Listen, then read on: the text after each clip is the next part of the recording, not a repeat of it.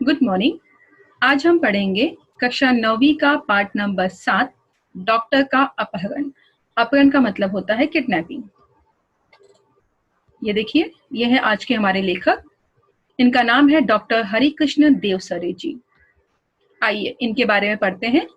हमारे आज के लेखक जो है, इनका जन्म हुआ था 9 मार्च 1938 और इनकी मौत हुई है 14 नवंबर 2013 इंदिरापुरम, गाजियाबाद, उत्तर प्रदेश में। यानी हमारे लेखक 1938 में पैदा हुए और 2003 में उत्तर प्रदेश में इनकी मौत हो गई। अब लेखक का परिचय देखते हैं।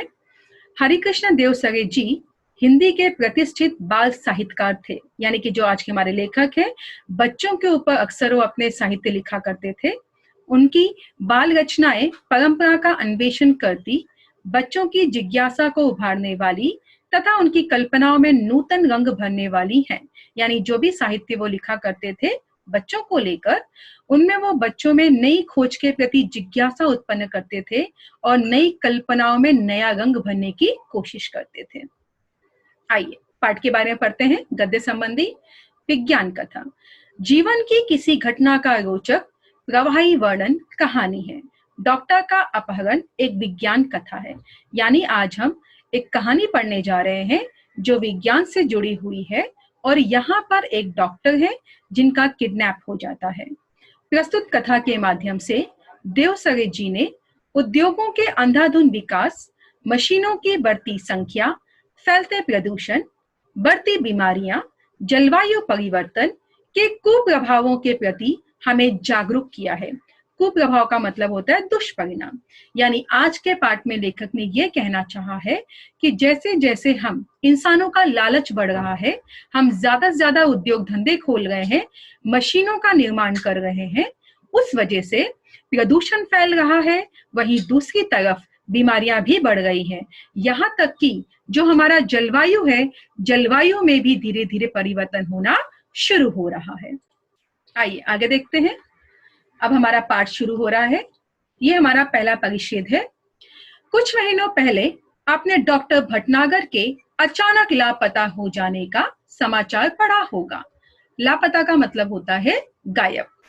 लेकिन उसके बाद फिर उनके बारे में कुछ भी पता ना चला। हुआ यह था कि एक रात को लगभग 2 बजे उनके घर की कॉल बेल बजी। आदत के अनुसार डॉक्टर भटनागर उठ गए। उनकी पत्नी जागकर भी बिस्तर पर पड़ी रही, क्योंकि वह जानती थी ऐसा तो रोज ही होता है।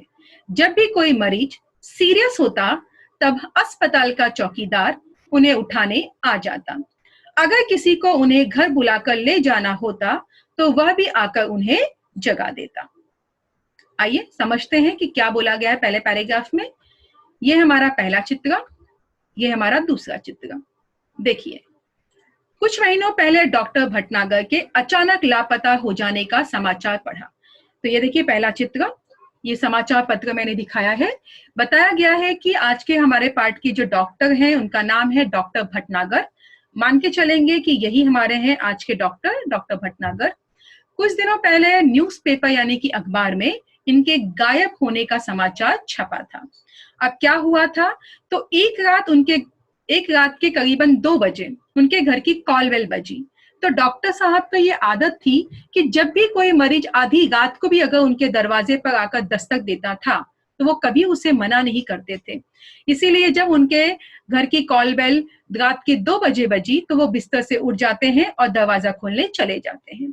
उनकी पत्नी को भी इस बात की आदत हो गई थी, इसीलिए पत्नी जागकर भी लेटी रही। अब कहा जाता है कि मरीज अगर सीरियस होता था और अस्पताल का अगर कोई चौकीदार भी आता था तो चौकीदार के उठाने पे भी वो उठ जाते थे। और अगर कोई मरीज उन्हें अपने घर ले जाना चाहता था तो डॉक्टर साहब उनके घर भी चले जाते थे।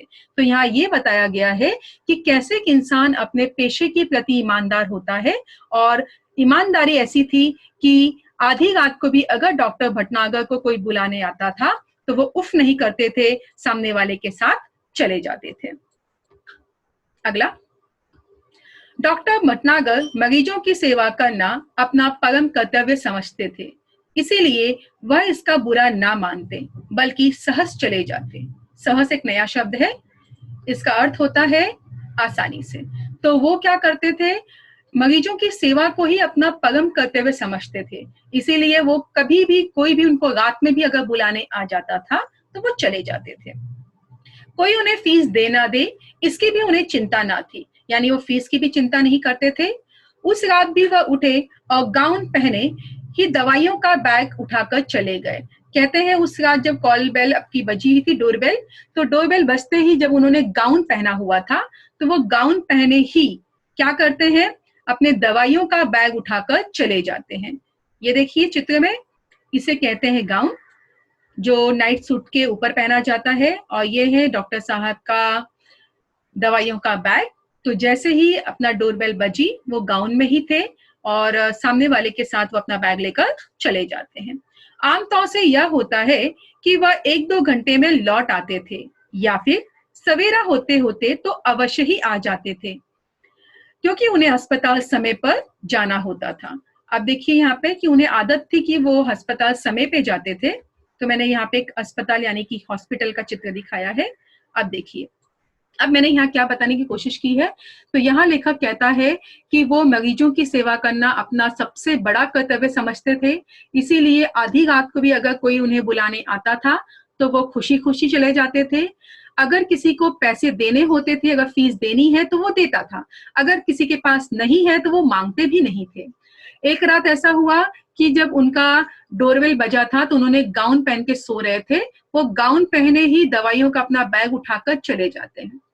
अब मानना ऐसा था लेखक की कि आमतौर पे वो किसी भी मरीज को जब आधी रात को देखने जाते थे तो 1-2 घंटे में लौट आते थे, या फिर सवेरा होते होते तो वो अवश्य आ जाते थे, क्योंकि उन्हें अपने हॉस्पिटल में समय पे जाने की आदत थी। ठीक है, किंतु उस दिन जब देर सुबह तक डॉक्टर भटनागर नहीं लौटे तब उनकी पत्नी चिंतित हुई। चिंतित का मतलब होता है परेशान होना। पहले सोचा कि शायद मरीज की हालत गंभीर होगी, इसीलिए देर लग गई होगी। तो उनकी पत्नी ने देखा जब डॉक्टर भटनागर नहीं लौटे, थोड़ी सी परेशान हुई, लेकिन उन्हें लगा शायद जिस मरीज को वो देखने गए हैं हो सकता है उसकी हालत गंभीर होगी, यानी कि ज्यादा सीरियस होगी, इसलिए देर लग गई। ये देखिए पहला चित्र मैंने दिखाया है कि मान लो डॉक्टर साहब किसी को देखने गए हैं और उसकी हालत गंभीर होगी। फिर यह भी सोचा कि हो सकता है आज सीधे अस्पताल चले जाए, लेकिन जब मरीज उन्हें घर पर पूछने के लिए आने लगे तब उनकी हैरानी बढ़ गई। तो उन्हें ऐसा लगा कि शायद अब देर हो गई है, तो मरीज को देखकर शायद वो सीधे अस्पताल गए होंगे।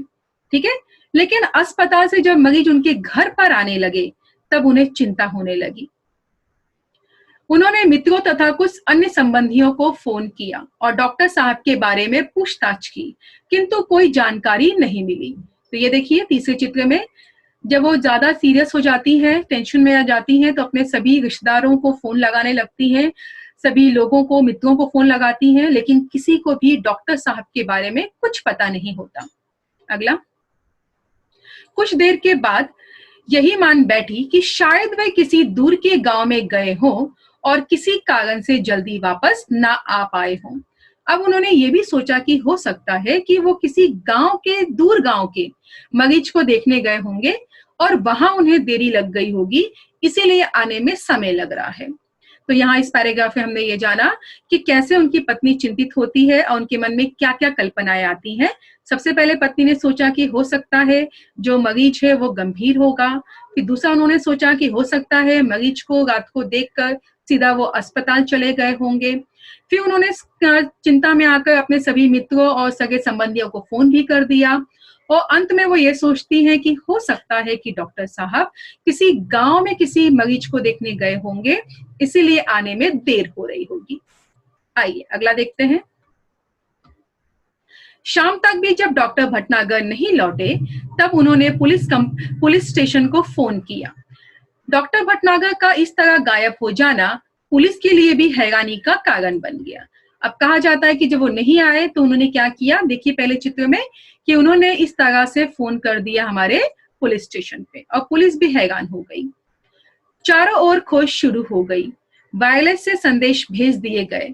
अब कहा गया है कि पुलिस वालों ने अपने काम पे लग गए, वो सभी जगह डॉक्टर साहब के गायब हो जाने की समाचार भेजने लगते हैं।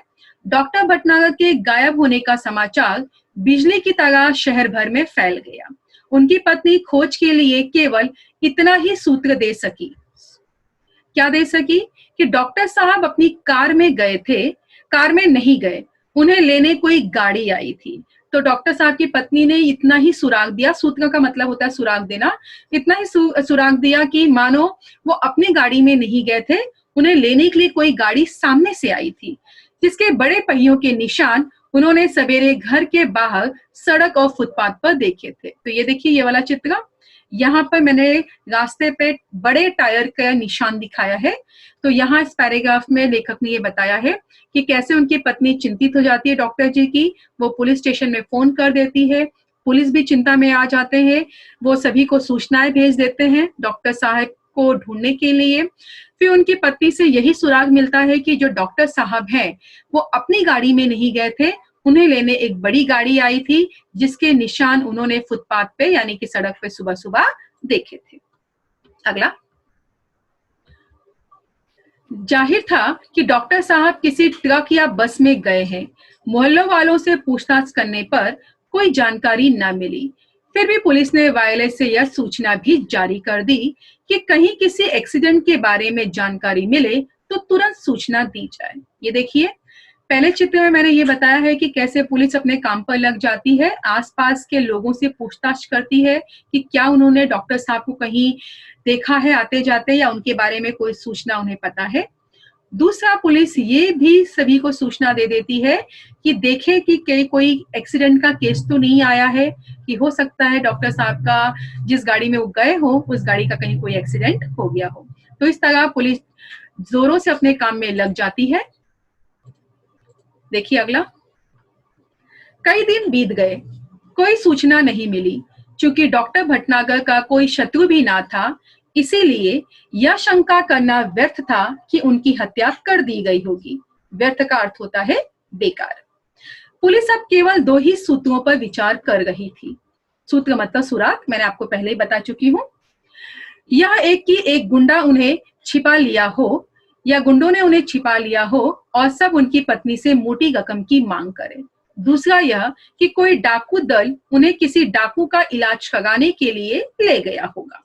ये देखिए पहला पुलिस ने यह सोचा कि हो सकता है, शंका थी उन्हें यकीन नहीं था इस बात का, उन्हें संदेह था कि हो सकता है कि उनकी हत्या हो गई हो, या फिर उन्हें यह भी था कि कोई गुंडा उन्हें उठाकर ले गया हो और उनकी पत्नी से मे बी वो कोई रकम की मांग करे, या फिर उन्हें ये भी था, ये देखिए ये वाले चित्र में, कि हो सकता है कि कोई डाकू का समूह में से कोई डाकू उन्हें उठाकर ले गया हो, कोई डाकू जख्मी होगा उसका इलाज करने के लिए। ये देखिए अपना अंतिम चित्र यहाँ पर मैंने दिखाया है। जी हाँ, ये हमारे शोले फिल्म के गब्बर हैं।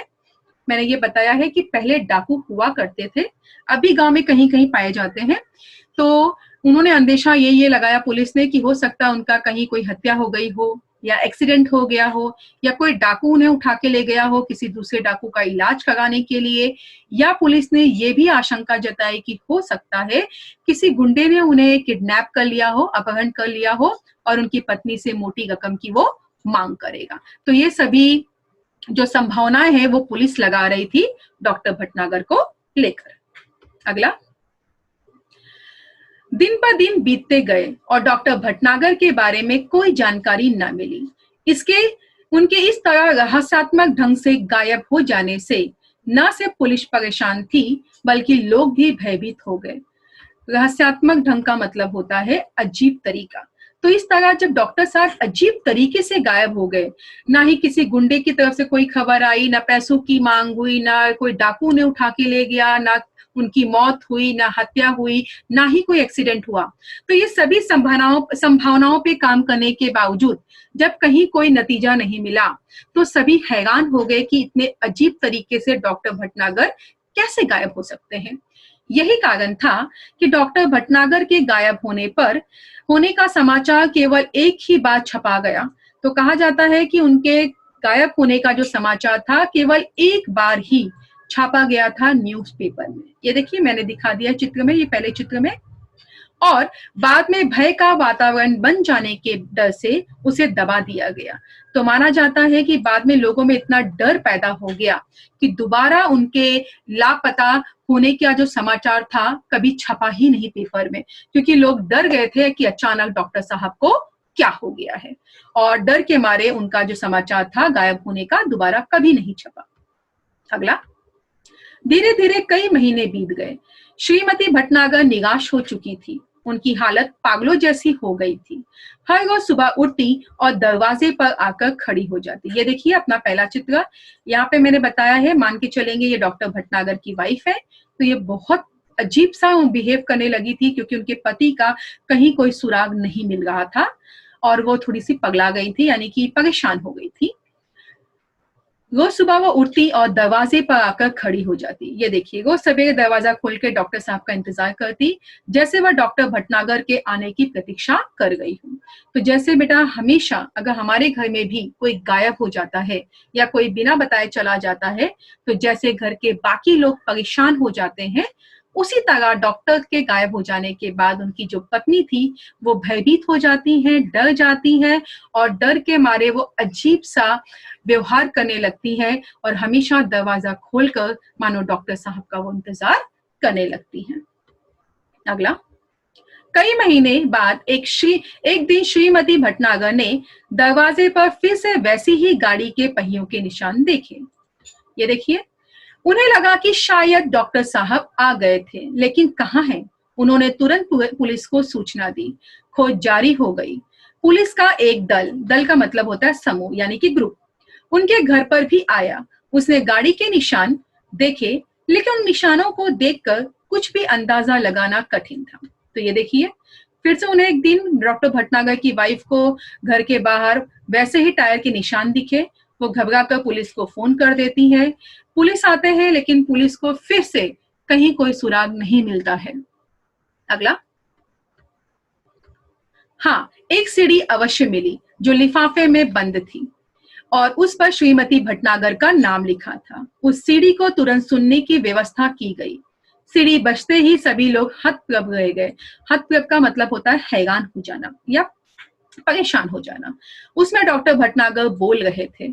ये देखिए, टायर के निशान तो थे ही, लेकिन कोई सुराग नहीं मिला, केवल एक सीडी जो उनको लिफाफे में बंद मिली।